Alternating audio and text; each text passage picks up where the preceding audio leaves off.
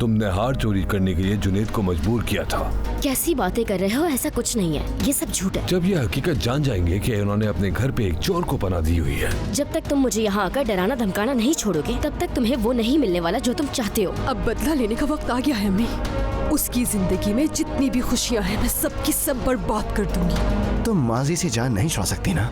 हर वक्त उस सादिया के पीछे लगे रहते हो। आतिफ और जुनेद ने तो मेरी जिंदगी मुश्किल बना दी है अम्मी। ऐसा करो, ये नेकलेस जुनेद को वापस कर दो। उन्हें एक दूसरे के खिलाफ कर दूंगी ताकि वो मेरे बजाय एक दूसरे के दुश्मन बन जाए। अगर बुराक ना होता तो तुम ये बातें करने की जरूरत नहीं रखती, समझी तुम? अगर मुझे पैसों की लालच होती तो मैं तो आतिफ से ही शादी कर लेती। अगर आज मैं मजबूर होकर उस घर में काम कर रही हूँ तो उसकी वजह सिर्फ आतिफ है। अगर तुम्हारी इस पूरी कहानी के पीछे कोई चाल हुई तो फिर मैं तुम्हें छोड़ूंगा नहीं। देखिए ड्रामा सीरियल इश्क एक गुनाह आज रात 7 बजे सिर्फ AAN TV पर।